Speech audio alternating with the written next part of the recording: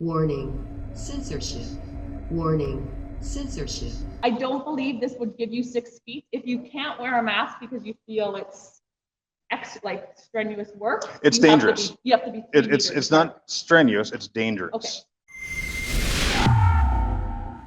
I was informed last week that all charges were withdrawn.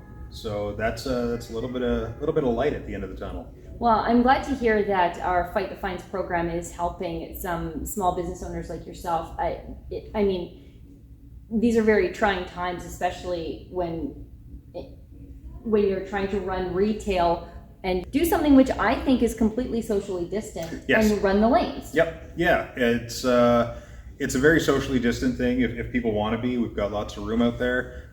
People can choose to be as far away from people as they want, but that's not good enough, I guess. If things don't open back up, you're going to lose your shirt. Yeah. If that's all I lose, that'd be great. But I mean, I'd say we're living paycheck to paycheck, but I'm not getting a paycheck. So don't know what the future's going to hold. We've got a Fight the Fines victory to tell you about today, and it is the very first one of its kind. And I want to thank you because we could not have done it without you. Now, do you guys remember the story of Wyld Archery Pro Shop and Lanes? Justin Watson is a good guy. He's the owner of Wyld Archery in Edmonton, and he has a retail side of his store, and then there's the archery lanes side of his building. And if you know anything about archery, the lanes are actually far more socially distant than the retail side. Yet, according to the Alberta government, the lanes were the thing that had to be closed because of coronavirus protocols. So Justin first came to us through our portal for businesses willing to defy the lockdown at iwillopen.com, and it was a perfect story for me because I love the idea of businesses fighting back against stupid government rules, but also I love archery. It's one of my favorite things. So I was in the zone. Plus, as I pointed out, Justin's a great guy too. So I went into the city and covered the story as an I Will Open. But quickly, enforcement authorities slapped Justin with a ticket. And Justin captured all of that on video because he's also a really good citizen journalist. But we all need to do our part. And We're all in this together, right? 1, 2, 3, 4, 5, 6.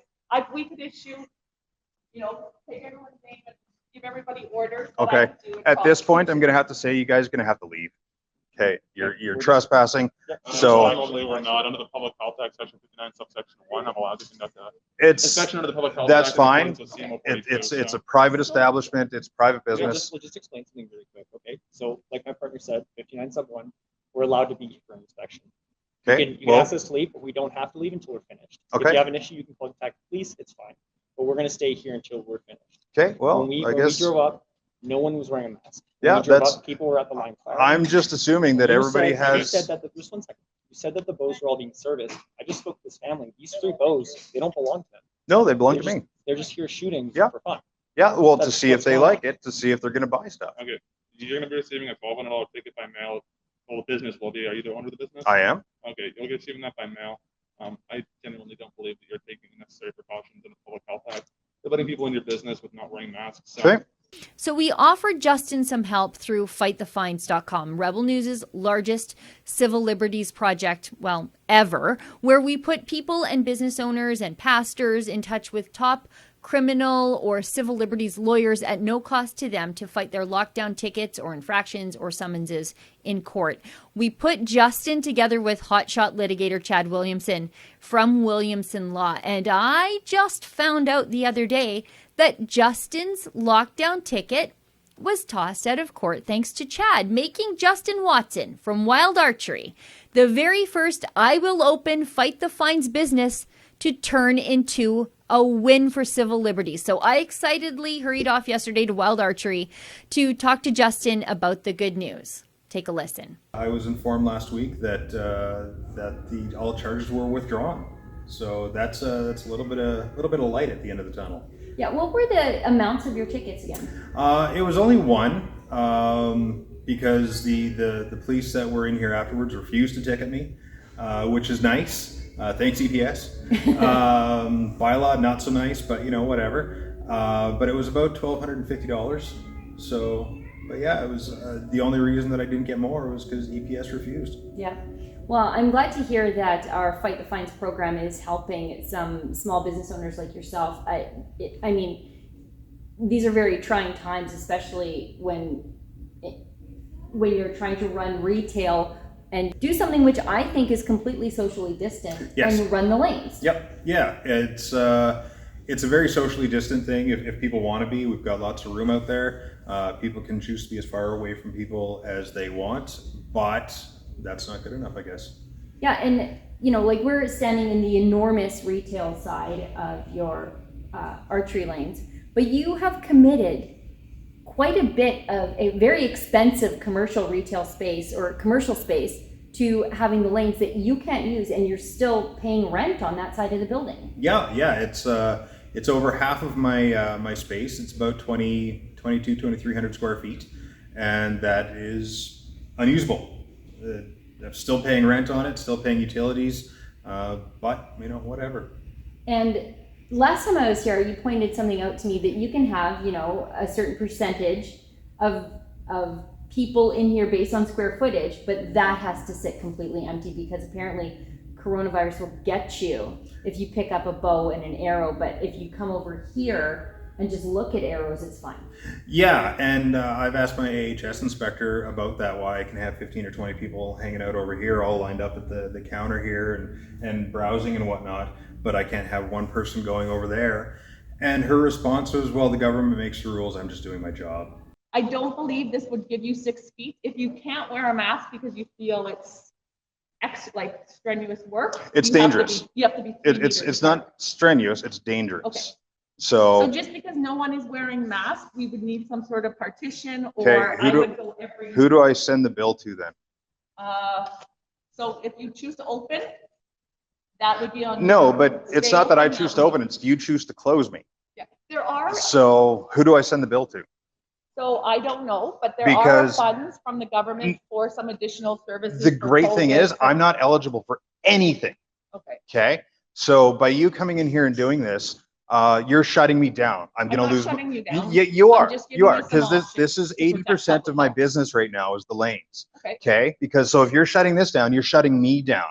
I might as well just close everything up, go home, get rid of the house, get rid of my car, get rid of everything, because that's what's going to happen because of you people and your absolute despicable choices. The government, the media, you people, everything. It's garbage.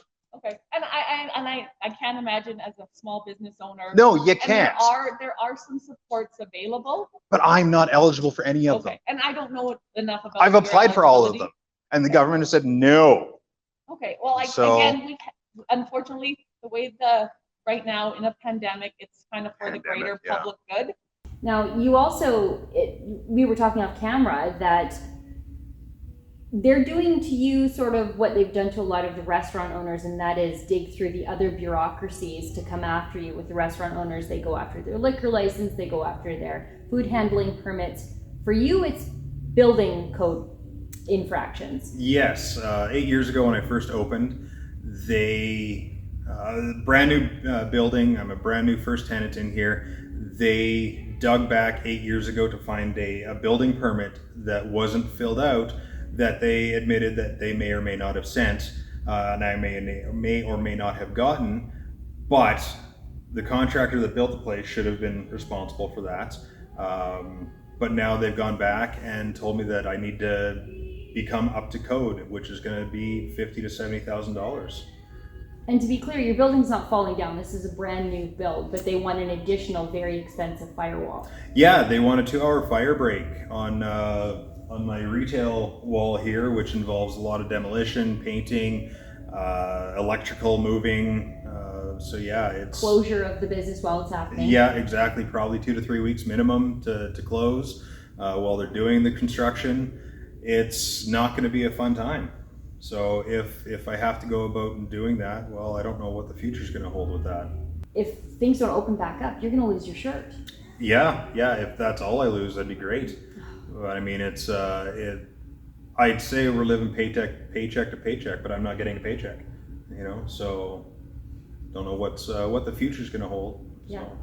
You know, it's terrible. Yeah, it's mid-afternoon, 4 o'clock in the afternoon here. People should be coming in. It's nice weather out, but I don't think people are even aware that you're open here. So please tell people how they can come and find you. We are open. We're going to be fully open this week because they were pulling some pretty dirty, underhanded tricks this last little while. But the range is going to be open this week. The retail has always been open. We're open Monday, Tuesday, Thursday, and Friday, 11 to 7. Saturday, 11 to 5. Sunday, noon to 5. Closed on Wednesdays because I like to be different. And yeah, just come on by. The address is 14805 Yellowhead Trail.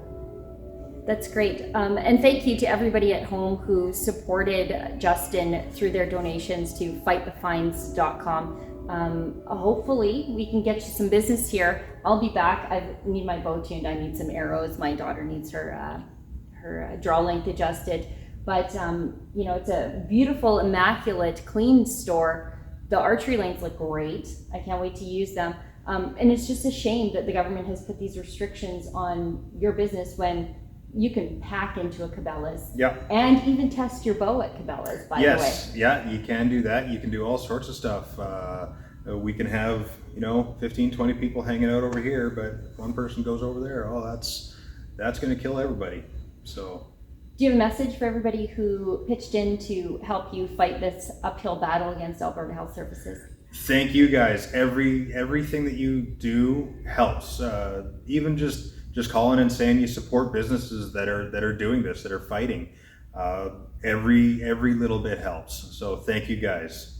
Well, then naturally, I wanted to hear from Chad Williamson, our Fight the Fines lawyer, who has been working so very hard on behalf of not only Justin at Wyld Archery, but, a couple hundred other Albertans who are fighting their lockdown tickets in court, including Chris Scott from the Whistle Stop. Now, here's Chad. There is something beautiful about the sound an arrow makes when it hits its mark. And that's exactly what happened in the case of our good friend and client, Justin Watson, with the Wyld Archery Pro Shop up in Edmonton. Essentially, the arrows of justice hit their mark on this one, and the charges were completely withdrawn, as they should have been. And typically this happens for a number of reasons. One of those reasons sometimes being that the Crown has evaluated the case against the defendant and have made a determination that they would not be able to succeed should the matter go to trial. And as everybody knows, we have been setting every one of these matters down for trial. Now, we have not yet had even one conviction in these Fight the Fines cases, and that's fairly surprising, but we do expect an uphill battle on some of our cases. This is a positive story. We're super happy for Justin that he can just get back to work and get back to slinging arrows and arrow-related materials to his wonderful customers. But at the end of the day, the fight is not over, and without the generous contributions that viewers are making to the Civil Liberties Project that funds my office to fight government overreach, it simply wouldn't be possible. And a lot of these people would either just have to pay the fine, would be convicted, or some of them might even go out of business. And many people are going out of business. Now, it's also important for people to realize that Williamson Law is a reasonable rate law firm. For the experience, the creativity, and the passion that we bring to this project, we bring a ton of value. Quite frankly, we don't sit up in some high-rise in downtown Calgary with $50,000 pieces of art on the wall and fancy corporate parties. We're down-to-earth Albertans like the very clients that we represent in all matters, whether it's Fight the Fines or not. And we'll continue to fight voraciously on all of these files. And I suppose at the end of the day, this is just another happy story. And quite frankly, Justin, enjoy getting back to running your business. It was a pleasure working with you. And, again, the arrows of justice. Nice to see when they hit the mark. So Justin won this battle, but he's got a lot more of digging himself out of the hole the government has put him in because of the lockdown restrictions. So, if you're an outdoor enthusiast like myself and you're looking to support a great freedom fighting business that stared down the government, didn't blink, and then won, might I suggest Wyld Archery in Edmonton? Friends, what's the moral of this story here, though? You can stand up to the government. You can get support to stand up from the government, and you can win. So let me reiterate what Justin said. Thank you to all of you at home who donate and who continue to donate to fightthefines.com. The difference you're making in people's lives is real. I see it every day. It's tangible. You're doing something good, not just in the interest of freedom and civil liberties, but you're also telling people, your fellow Canadian, that you care when sometimes the people you're helping feel really, really alone and up against a lot. Justin's victory inspires me, naturally, to fight even harder against these lockdown tickets, because there are 1,200 other people and businesses and pastors that still need our help to fight their tickets in court. Our work is not even close to done. If you'd like to help secure a victory for other Canadians the way you've helped secure one for Justin, please donate today at fightthefines.com. And good news, all donations there now qualify for a charitable tax receipt through the registered Canadian charity, the Democracy Fund. For Rebel News, I'm Sheila Gunn Reid. I'm so proud of the help that we were all able to give to Justin at Wyld Archery Pro Shop in Lanes in Edmonton. He beat his ticket, but there are so many more people left to help. If you'd like to continue to help people fight their lockdown tickets in court, please donate today at fightthefines.com. And all donations there now qualify for a charitable tax receipt through the registered Canadian charity, the Democracy Fund.